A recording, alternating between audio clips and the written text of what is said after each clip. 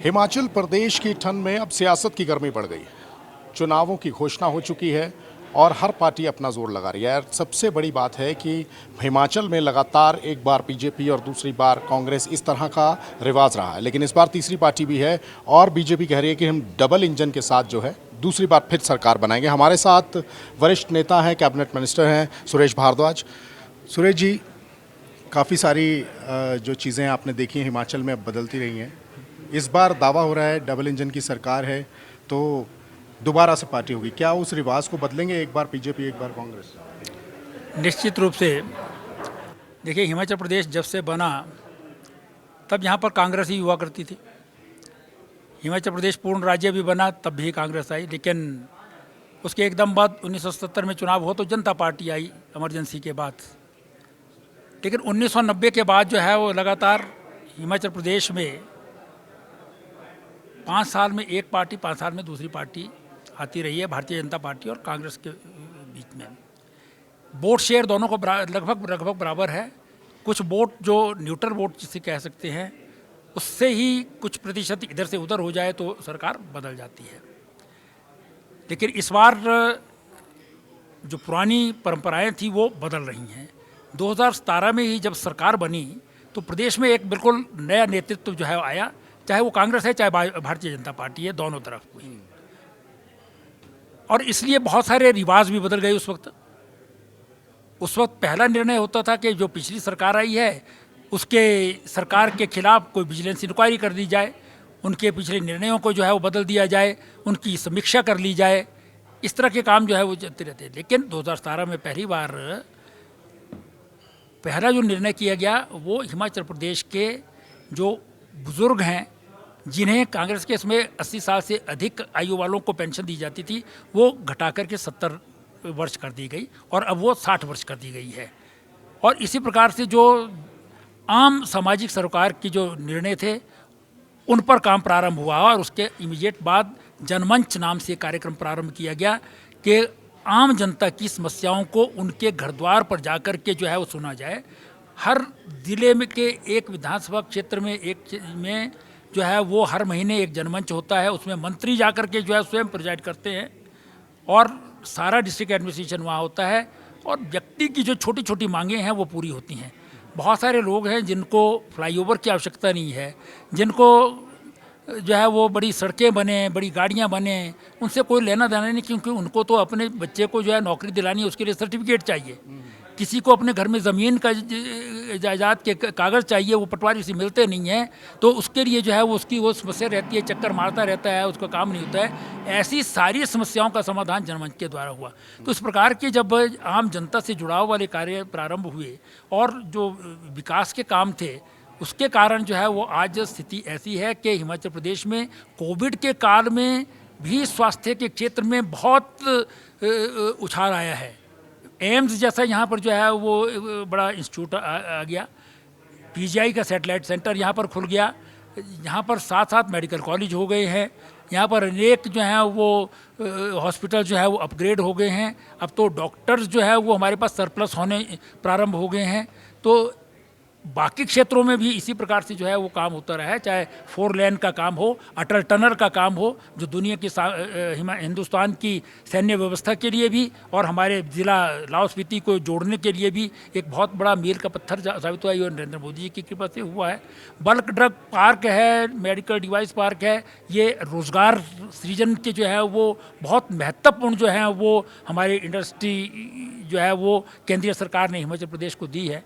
तो इन सब चीज़ों के आधार पर और जो एक वातावरण बदला है, जो नए सामाजिक सरकार की योजनाएं प्रारंभ की हैं, उनके आधार पर हम निश्चित रूप से कह सकते हैं कि हिमाचल प्रदेश में इस बार जो है रिवाज बदलने वाला है। इस बार हिमाचल प्रदेश में भारतीय जनता पार्टी की सरकार रिपीट होने वाली है। बिल्कुल, बहुत बड़ी अचीवमेंट्स आपने हमें गिनाई, बहुत अच्छा हुआ। लेकिन एक ओपिनियन पोल हुआ है जिसमें अपने विधायकों से मात्र 43% खुश हैं लोग बीजेपी के, अपने विधायकों से 48% खुश हैं कांग्रेस के, और ऐसे ही सीपीआई जो है उस पार्टी को लेके गया तो 23% हुआ है।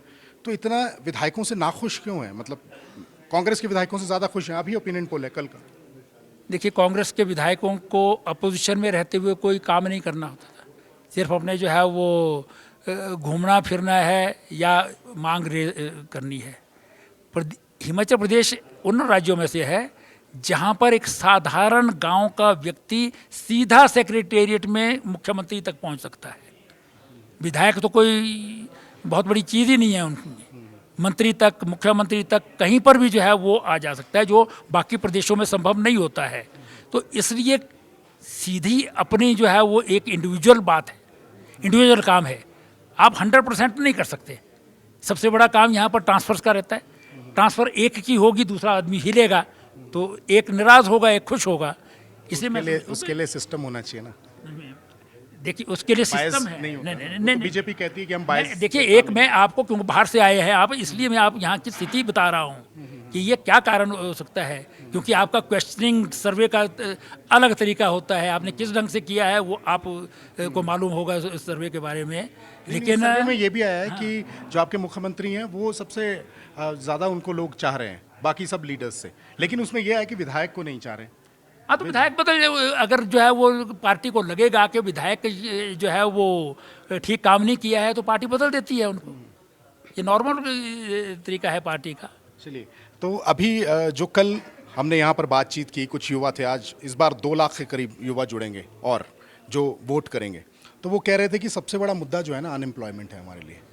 कॉन्ट्रेक्चुअल जॉब भी मिलती है तो उसमें गुजारा नहीं होता है। तो बीजेपी तो हमेशा ये कहती है कि हम तो जो है वो रोज़गार बढ़ा रहे हैं, रोज़गार बढ़ाने का तरीका और उनकी जो उनकी ज़रूरत हैं वो पूरी नहीं हो पा रही हैं, या उनको वो चीज़ें जो है वो नहीं मिल पा रही हैं। हिमाचल प्रदेश का युवा बहुत ज़्यादा परेशान है।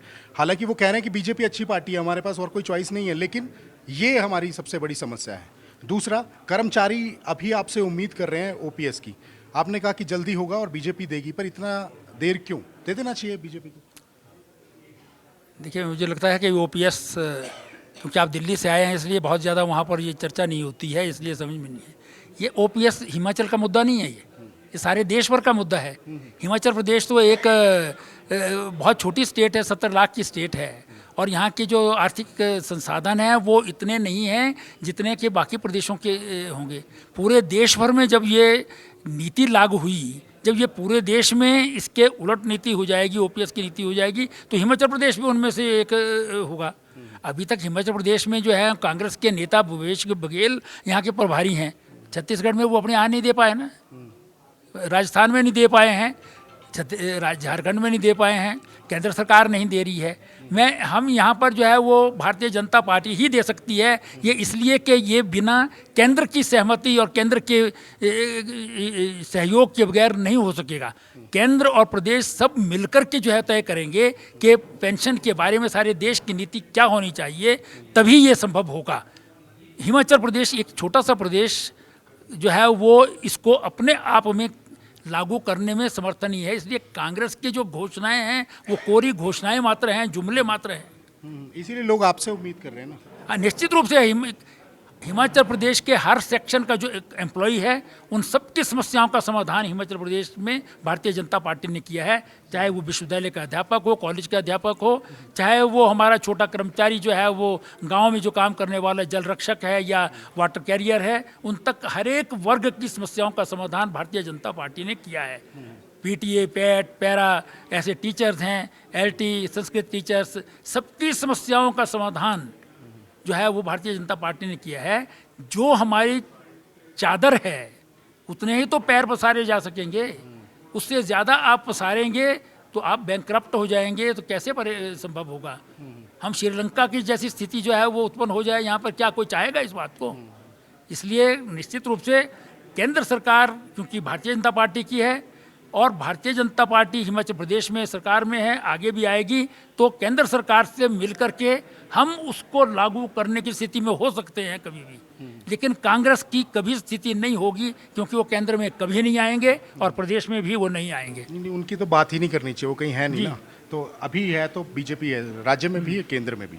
तो इसीलिए लोग आपसे उम्मीद भी कर रहे हैं, तो उनको शायद उम्मीद है कि कोई हमारी मदद करेगा, इन चीज़ों को वो लगाएगा, इसीलिए वो बोल भी रहे हैं ना।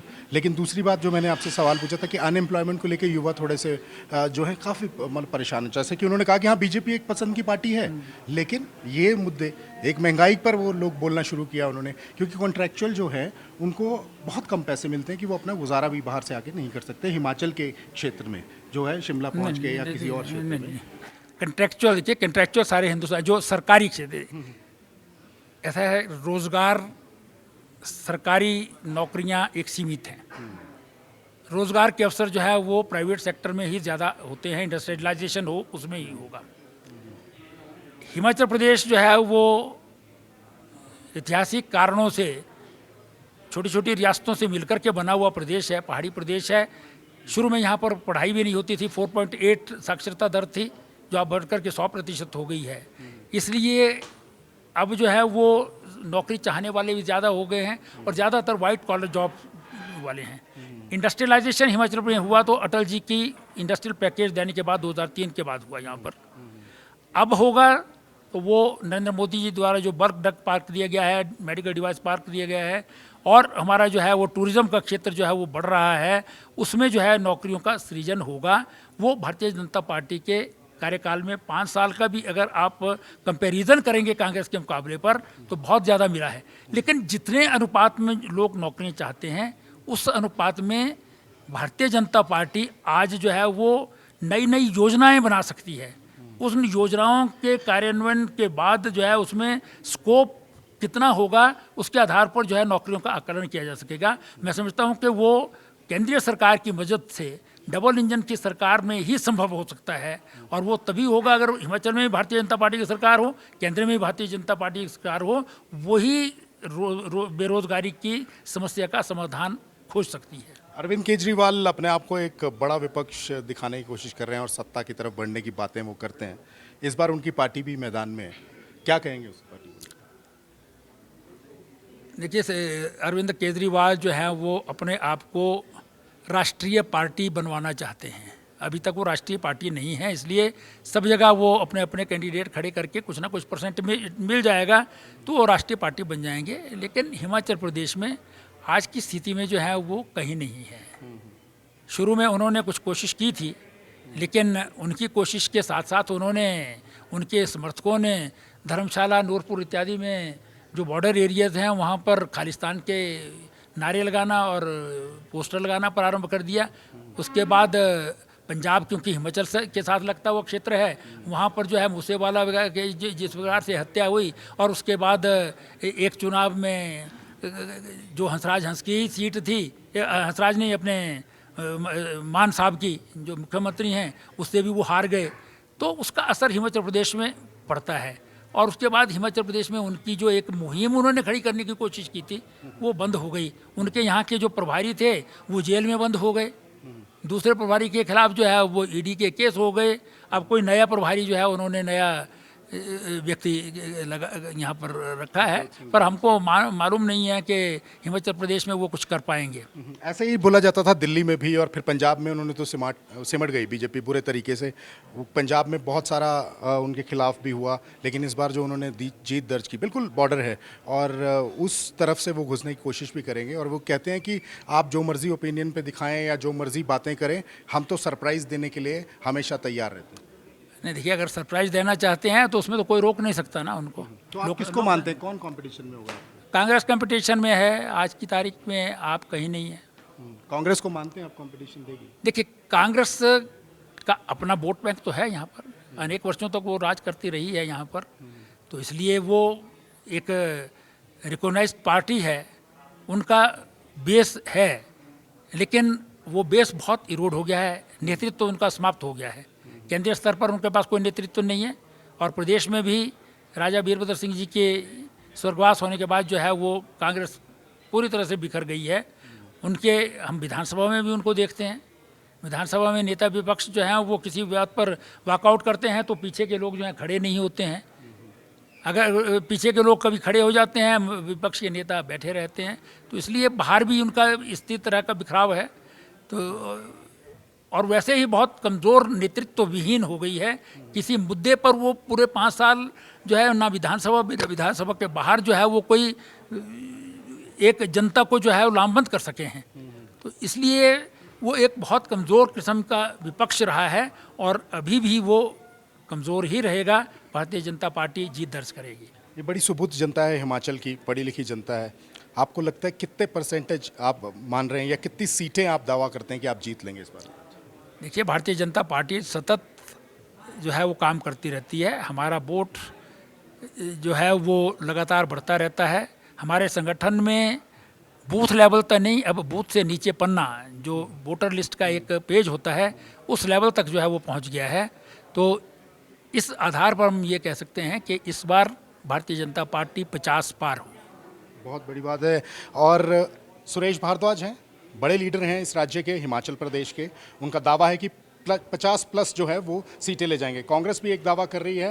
हालांकि आम आदमी पार्टी जो नई पार्टी है, जो धीमा खेलते हैं अरविंद केजरीवाल और दूसरी बार स्वीप करते हैं, ऐसा हमने देखा है। इस बार हिमाचल में क्या कर पाएंगे ये देखना ज़रूर इम्पॉर्टेंट होगा और बहुत महत्वपूर्ण होगा। और एक चीज़ मैं आपको बता दूं कि इस बार उनकी पार्टी दावा कर रही है 60 प्लस। जहां बीजेपी दावा कर रही है 50 प्लस, वहाँ आम आदमी पार्टी दावा कर रही है 60 प्लस। अब देखना होगा कि किस तरह से अब जो है ये किस धारा में ये चुनाव जाता है और डबल इंजन की सरकार क्या मना पाएगी लोगों को दोबारा उस परिवर्तन के लिए कि दोबारा से बीजेपी की सरकार बने या कांग्रेस हावी होती है, ये देखना बड़ा ही महत्वपूर्ण होगा। लेकिन एक बात आपको बता दूं कि हिमाचल प्रदेश की जनता बहुत सुबुद्ध है, पढ़ी लिखी जनता है और इस बार काफ़ी सोच समझ के अपना वोट बैंक जो है वो जो इस्तेमाल करेंगे अपने वोट को और पार्टी के साथ, किसी भी पार्टी के साथ जाएगा। वीडियो जर्नलिस्ट मनोज के साथ अमित भारद्वाज, जी मीडिया नेटवर्क, हिमाचल प्रदेश, शिमला।